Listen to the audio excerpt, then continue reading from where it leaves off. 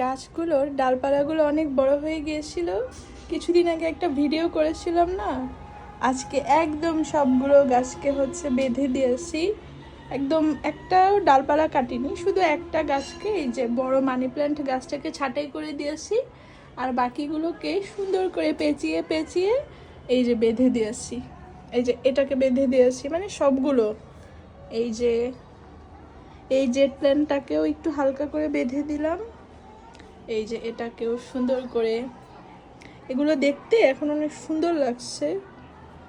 এই যে এটা বেশি সুন্দর লাগছে, সবগুলোই সুন্দর লাগছে। এগুলো আবার যখন বড় হবে তখন আবার সেখান থেকে কেটে নিব।